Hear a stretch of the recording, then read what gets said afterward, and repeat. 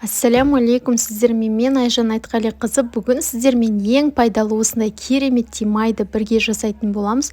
Бұл бұрыннан жасалып келе жатқан ата әжеміздің, яғни аналарымыздың бұрыннан майды пайдалы қып, яғни қыздырып артық заттарын алып тастап май жасайтын болған. Сол майды қазір де біз жасаймыз. Қазір көбінесе білесіздер, нутрициологтар, диетологтар осы майды жеуді кеңес етеді. Бұның ешқандай организмге зияны жоқ. Мен де қолдың сары майы осы майдан жасайтын болам. Егер сіздерде қолдың сары майы болмаса, онда міндетті түрде дүкендегі 82%-тен, яғни пайыздан жоғары майды пайдалану керексіздер. Егер одан жаңағы майдың проценті төмендеу болатын болса, онда бұндай май шықпайды. Сондықтан міндетті түрде мейлінше көбірек пайызын таңдауға тырысыңыздар. Духовкада 2,5 сағаттай ұстадым. Қараңыздар, қаншама зиянды нәрселер шыққан. Енді осының бәрін қазір сүзіп, тазалап алып тастайтын болам. Менде 2 сағаттай духовкада тұрды. Ең аз мөлшерде градусқа қойдым, және өзі осылай қайнайды. Астына да тұнбасы жеке болып шығады, және бетіне осындай керек емес ақуыз көбіктері бәрі бірдей шығады. Енді мына қараңыз, астындағы майды көріп тұрсыздар ғой, сол майды біз сүзіп алу керекпіз. Ең алдымен майды сүзіп алатын кезде үйіңізде қандай да бір жақсы сүзгіш болғаны жақсы. Өйткені мына майдың керек емес заттары кетіп қалмауы үшін. Қараңыздар, қаншама зиянды нәрселер шықты. Енді осы майды қазір сүзетін боламыз. Кез келген ыдысқа сүзе берсеңіздер болады. Менде осындай банка бар, соның үстіне сүзгі қойдым да, оның үстіне осындай ақ марлыны қойып, осымен бірге сүзейін деп тұрмын. Міне қараңыздар.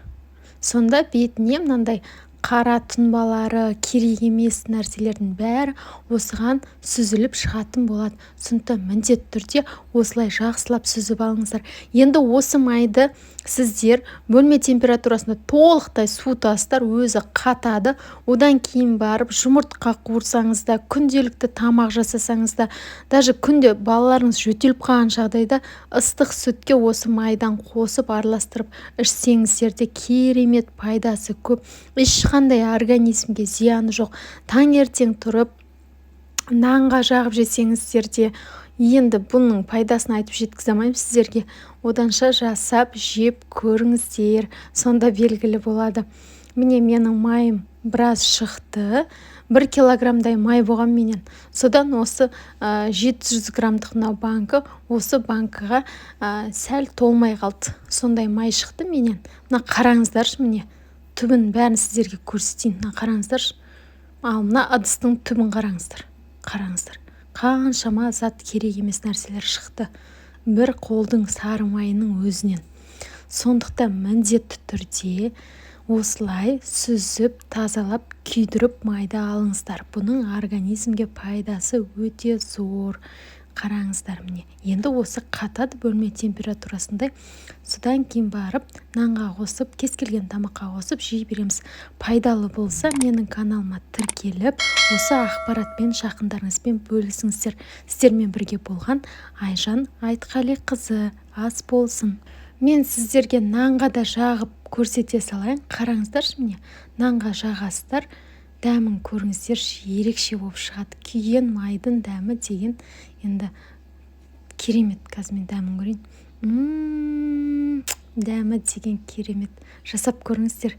Сіздермен бірге болған Айжан Айтқалиқызы.